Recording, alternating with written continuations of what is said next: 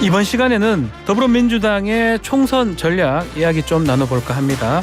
자, 이재명 대표가 전략공천을 받아 전국 지휘하는 관례를 깨고 경선을 치르기 위해서 전략공천 구상에 관심이 쏠리고 있는데요. 사선 중진 전략공천위원장 더불어민주당 안규백 의원과 말씀 나눠보겠습니다. 안녕하십니까? 네, 반갑습니다. 야, 전략공천위원장 자리가 참 무겁지 않습니까? 무겁기도 하고 전략적 판단이 쉬운 것은 아니죠. 그러니까. 네, 굉장히 버겁습니다. 그러니까 두 가지 전략적 판단도 잘해야 되고 또 그리고 어떤 사람을 또 해가지고 그 사람의 뭐 수요도 맞춰야 되고 여러 가지 어떤 힘든 자리 같은데요. 전국적인 구도를 보고 판단을 해야 예. 되기 때문에 어느 한 지역을 보고 판단하는 것이 아니고 전략공천의 승부수는 저는 253개 지역의 전체를 보고서 판단한다고 생각합니다. 이번 민주당 전략공천의 방향성 한마디로 뭡니까? 이기는 선거죠. 승리. 예. 승리를 위해서는 뭐든지 할 수 있다. 뭐든지 할 수 있다가 아니라 죄송합니다. 예. 그러니까 그 상대가 생각할 수 없는 지역에 상대가 생각할 수 없는 후보의 인물을 선택해서 네. 그 지역에 내려보내는 건데 저는 그것을 일테면은 적재적소가 아니고 적소적재라고 표현합니다. 적재. 네. 예. 그 말은 그 지역에 맞는 합당한 후보를 그 지역에 맞는 인재를 보내는 겁니다. 이를테면 탄광 지역에 연구형을 보내면 안 될 것이고 연구단지에 연구원을 보내야 되지 않겠습니까? 지역을 보고 사람을 내리꽂는다 이 말씀이네요. 그렇습니다. 그래서 그걸 저는 적소적재라고 얘기를 합니다. 적소적재. 예. 151석 최대 목표로 잡았는데 이 중에 전략 공천 지역군 어느 정도 됩니까? 지금 현재까지 전략 공천이 확정된 지역은 20군데입니다. 이게 뭐 사고 지역구 포함해서 다 전략 공천이 되는 거죠? 그런데 앞으로 이제 분구된 지역이랄지 또 공관위에서 이 지역은 전략 공천을 묶어달라 또 이런 지역이 있을 것이고 또 불출마하는 의원들이 있지 않겠습니까? 그런 지역을 포함되고 혹은 우리 전략 공관위에서 전체 출석위원 3분의 2가 동의를 하면은 어떤 특정 지역에 대해서 전략 공천도 가능합니다. 그러나 우리 입장에서는 당원과 국민들한테 선택권을 주기 위해서 최소화하려고 하는데 지금 현재로서는 얼마까지 갈지 예단할 수 없습니다. 20곳은 정해졌는데 더 될 가능성이 있다고 하셨는데 문제가 공정성 아니겠습니까? 네. 이것을 잘 피해가야 되는데 절차라든지 뭐 전략 공천 기준 같은 것도 있을까요? 한 가지 짚고 넘어갈 것은 전략 공천은 어디까지나 지도부의 어떤 그 전략적 판단 그러니까 일상적인 공천 범위를 벗어난다는 데 있습니다. 네. 뭐 경선 이런 거 말고 이제 전략적으로 판단하는 곳이니까요. 그렇습니다. 그래서 전략 공천은 선거 전체 판을 좌우하기 때문에 일반적인 공천 관행에서 약간 좀 벗어나는 것이죠. 그래서 일반적인 공천이라 하면은 기승전결이 있지만은 전략 공천은 기승전을 생략한 채 결만 가지고 판단하는 것이거든요. 그래서 고도의 정치적 영역과 판단이 요구되는 것입니다. 그래서 감각과 느낌 또 국민들이 바라보는 시선과에 달라서 그 다단한 목적지가 저는 다르다고 생각을 합니다. 그래서 제가 조금 전에 말씀드렸다시피 저는 이것을 그 적소적재의 어떤 그 인재 적재적소가 아니고 적소적재 적소적재에 사람을 판단해서 내려보낸다 이렇게 보시면 될 것입니다. 이것이 공천의 전략 공천에 이기는 것이 시작이자 끝이라고 생각합니다. 가장 중요하다 이 말씀인데 현역 지역도 전략 공천을 할 수 있는지 이것도 좀 궁금합니다. 어제 보도에 따르면 중진 현역 지역구 경쟁력 조사를 했다 이런 보도가 있더라고요. 그렇습니다. 일반적으로 전략 공천의 대상은 원래 사고 지역구 이런 데잖아요. 현역 아닌 불출마 지역이나 혹은 위원장이 고려된 지역이나 또 그 절대 우세짐에도 불구하고 우리 당헌상 보면은 2번 이상 연패한 지역 이런 지역인데 그럼에도 불구하고 공천관리의 공관위에서 이러이러한 지역은 상당한 이유가 있으므로 전략적으로 묶어달라. 저희 전략 공관위에 넘어오면은 그 지역도 추가로 지정될 수 있습니다. 가능성도 있다고 하시는데 지금 보도를 좀 보면 분당갑의 이광재 전 의원 또 동작을 송파갑의 추미애 전 장관 얘기들이 나옵니다. 이게 뭐 좀 확인해 줄 수 있는 이야기들입니까? 이 부분에 대해서는 이제 전략공관위의 직역의 업무가 아니기 때문에 제가 특히 뭐 아는 바는 없습니다만은 통상은 이 선거를 앞두고 각 정당 또 언론 또 개별 후보들이 여론조사를 실시하기 마련입니다. 그래서 네. 다양한 목적을 가지고 하기 때문에 이것이 어느 단위에서 한다라는 것은 잘 예측하기 어렵고 사실 이 부분에 대해서 제가 말씀드릴 수 있는 사안이 상당히 제한적입니다. 특히 그 추미애 전 장관 같은 경우는 뭐 지금 거론되는 게 동작을 송파갑이잖아요. 네. 서울이잖아요, 다 서울. 네. 혹시 서울로 지금 계속 확정되는 그런 상황으로 봐야 됩니까? 추미애 전 장관? 그러니까 제가 말씀드렸다시피 네. 전략 공간이 업무가 아니고 당의 어떤 특정 단위에서는 하는지는 잘 모르겠습니다만 예. 또 개별 의원들 또 상대 언론 이런 데서 하기 때문에 이것은 예단할 수가 없다고 그렇게 말씀드릴 수 있습니다. 본인들 뜻도 뭐 알아보는 겁니까? 본인 그 후보자 본인이 생각하는 것도 보고. 이것은 그러니까 우리 당의 주요 전략적인 인물에 대해서 일일이 물어보고 예컨대 만약 하게 된다면 일일이 물어보고 A라는 사람이 B라는 지역에 B라는 사람이 C라는 지역에 이렇게 물어보고 하는 경우는 거의 없습니다. 네. 물어보진 않는데. 네. 당의 전략적 판단에 의해서 이 후보가 상대 후보의 카드를 보고 이 지역에 적합하겠다 하면은 그걸 고려할 수 있는 것이지 그 후보한테 어디에 가십시오 어떠십시오 이렇게 물어보고 하는 경우는 거의 없습니다. 그러면 탁 내리꼽는 거 맞네요. 결국은. 그러니까 당신은 여기가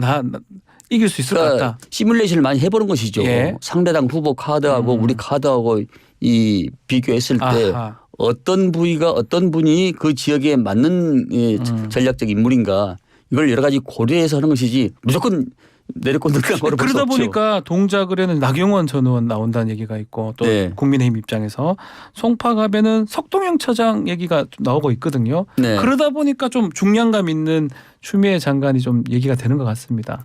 뭐 추미애 전 장관을 비롯해서 여러 우리 당의 네. 훌륭한 자원들이 출전을 준비하고 있다고 그렇게 말씀드릴 수 있습니다. 또 한 번만 더 얘기를 하면 임종석 실장 지금 성동갑에 중구 성동갑에 얘기가 좀 나오고 있거든요. 또 86 용태론하고도 좀 맞닿아 있는 것 같고 좀 전략적으로 고민이 될 것 같기도 합니다. 어떻습니까? 그래서 이번 선거는 총선은 여당 입장에서는 세 가지 저는 악재라고 생각을 합니다.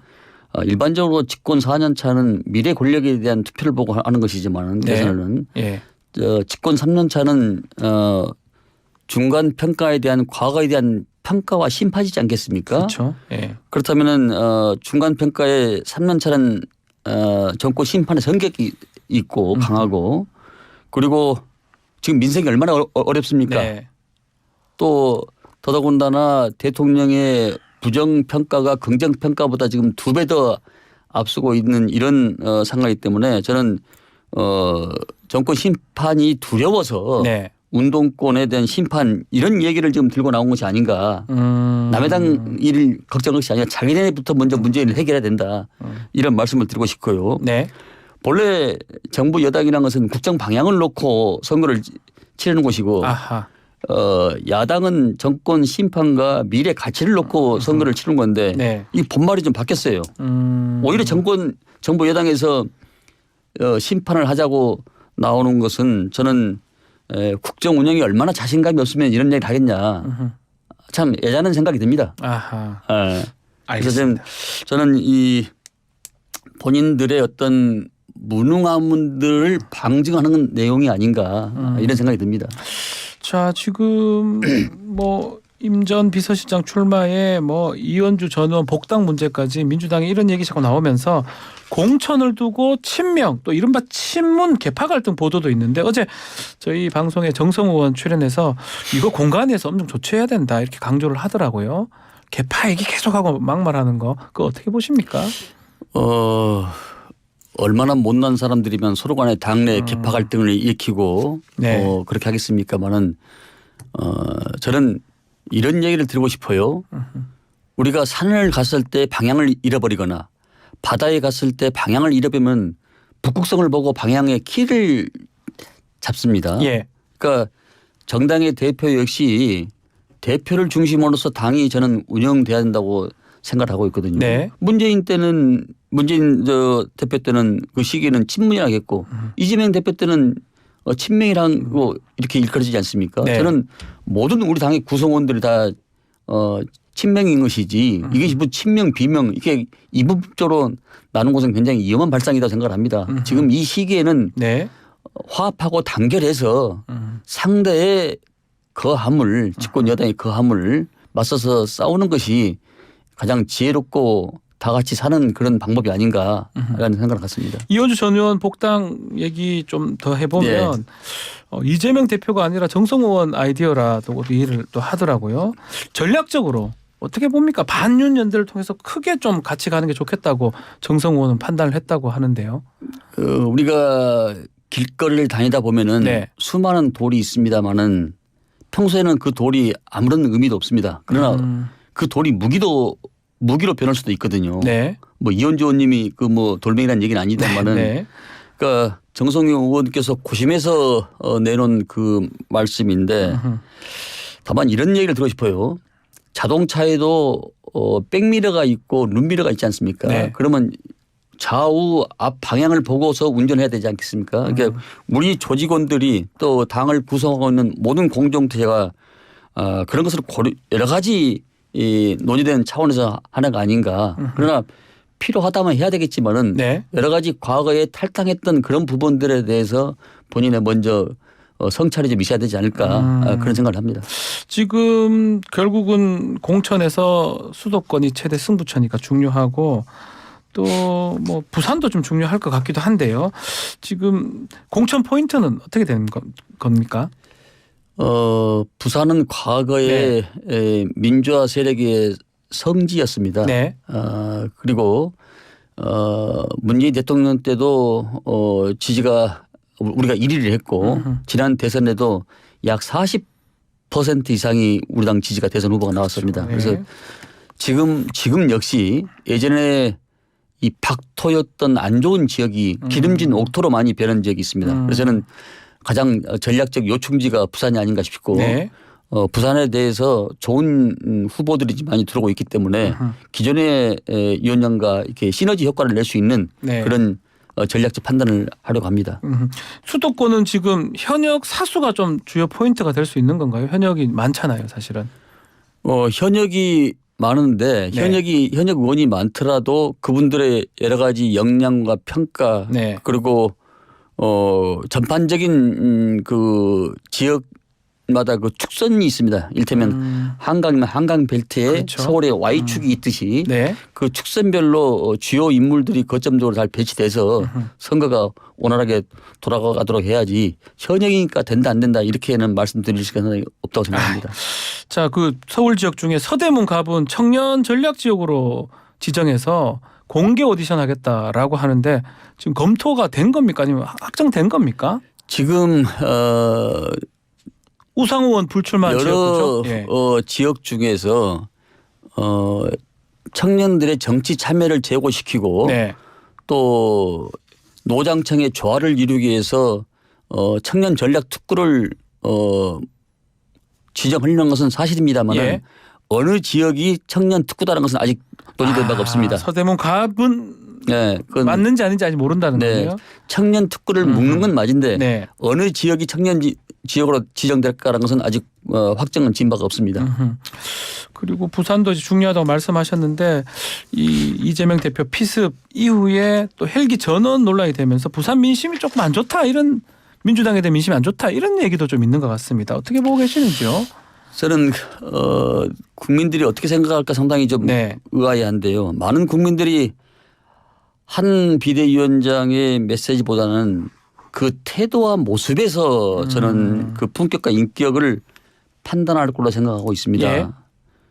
생사 기로에 서 있는 사람한테 또 테러를 당한 사람한테 정치 장사를 한다 이 말이 가당키를 합니까? 저는 극한적인 대립이 네. 정치인의 언어의 품격에서 나온다고 생각합니다. 정치인의 언어란 것은 범종처럼 유정하고 묵직함이 있어야 되는데 네. 젓가락으로 냄비 두드리는 이런 극단적 가벼운 소리 때문에 국민 정서가 이렇게 메말라간 것이 아닌가라는 그런 생각을 갖습니다. 네. 저는 상당히 이 부분에 대해서 상당히 연민을 느낍니다. 네. 부산 지역 말씀 좀 더 이어가면 이재성 그 NC소프트 전 전무죠. 뭐 출마 얘기도 했던 것 같고 또 전략적으로 그러면 부산 지역에 좀 많은 분들 또 영입 인재들이 배치가 되는 겁니까? 상대적으로 보수가 강한 지역에 저희 당에 예. 우리 당에 훌륭한 인물들이 지금 많이 속속 들어오고 있고 네. 또 영입 인재로서 지금 굉장히 인큐베이트 하고 있는 그런 상태입니다. 참 고맙고 반가운 일이죠. 선거란 것은 구도 인물 이슈가 이 3요소인데 저는 그 참신한 인물이 들어오셔가지고 네. 그런 지역에 어떤 정권 심판을과 이게 비전을 제시할 수 있는 그런 계기가 충분히 될 수 있다고 생각하고 당 차원에서도 아주 적극적으로 공천을 고민하고 있습니다. 좀 더 있을 수 있습니까? 전략 공천할 수 있는 부산 지역 후보들. 부산 지역에 지금 예비 영입 인재들이 지금 뭐 상당히 지금 들어오고 있는 상태이기 때문에 네. 저희들도 일단 검증을 해야 되지 않겠습니까? 여러 가지 지금 각계 방향에서 그 인물에 대한 검증 작업을 하고 있다고 말씀을 드릴 수 있습니다. 자, 그리고 지금 윤관석 의원 최근에 실형 선고를 받으면서 이 연루됐던 의원이 한 20여 명 된다고 하는데 이분들 공천 여부도 사실은 앞으로 민주당 또 선거하는 중에 좀 악재로 작용할 수 있지 않을까요? 어떻게 보십니까? 그것은 제 그 전략 공간이 소관은 아니지만은 네. 공천관리위원회에서 국민 눈높이에 맞게 또 지역 여론을 살피면서 여러 가지 전략적 또 고민을 할 것으로 그렇게 판단합니다. 아, 전략적 고민하실 것이다. 네. 마지막으로 이르면 내일 정도 선거제 관련해서 전당원 투표 결정한다는 또 보도가 있더라고요. 네. 또 지난번에 저희 정성호 의원은 의총에서 좀 의견 먼저 물어야 되는 거 아니냐 이런 말씀도 하셨던데요. 어떻게 보시는지요? 상당한 시일이 흘렸습니다. 네. 저는 이제 결단을 해야 될 걸로 생각을 합니다. 선거제도라는 것이 병립형이건 연동이건 간에 이것이 선악의 문제가 아니고 네. 우리의 선택의 정책의 선택의 문제이기 때문에 저는 이 부분에 대해서 여러 가지 양단의 양극의 당내의 그 극한적 대립과 서로 간의 의견이 팽팽한 사실입니다. 예. 그렇다면 당무를 보는 데서 최고의 선택 기준은 전체 당원들한테 한번 그걸 좀 문의를 해보고 물어보고 결정하는 것도 최고의 문의적 방법이 아닌가 그렇게 생각을 합니다. 결단이 결국 당심으로 결정하는 것이다 이렇게. 그렇습니다. 네. 네. 당심이 어떻게 결정하든 그것을 또 수용하겠다 이렇게. 그렇습니다. 왜냐하면 그리고 이 사실 연동형으로 다시 우리가 해결을 하려면은 지난 21대 이 비례대표 제도가 국민들한테 성원과 지지를 받았는가도 한번 깊이 성찰해보고 네. 이 성공했다면 당연히 그런 방향으로 가야죠. 저는 앞으로 이 모든 제도는 특히 이번 선거제도 같은 경우는 기본적으로 헌법을 바꿔서 네. 권력 구조를 바꾸고 그다음에 그 하부적인 선거제도를 바꿔야지 권력 구조는 그대로 놔두고 선거제도만 바꾼다는 것은 가쓰고 양복 입는 그런 형태가 아닌가. 네. 이런 것도 또 한번 우리가 깊이 고민을 해봐야 할 필요가 있다 생각합니다. 근데 결국 그러려면 병립형으로 갈 가능성이 높은 거 아닙니까? 뭐 당원들한테 한번 일단 좀 물어봐야죠. 예. 네. 당원 결정을 왜냐하면 예. 저는 그 정당 정치에 이게 배치된다는 것이 기본적으로 우리 당을 깨서 타당한테 주자는 거 아니겠습니까? 예. 그럴 만한 우리가 여유가 되는지도 한번 생각해봐야 되지 않겠습니까? 110석 가지고도 저렇게 독재를 하고 폭주를 하고 그러는데 만약에 민주당이 일당을 뺏긴다면은 어떤 결과가 앞으로 초래될지는 저는 상상과 가름이 안 갑니다. 알겠습니다. 네. 자, 오늘 말씀 여기까지 듣겠습니다. 감사합니다. 네.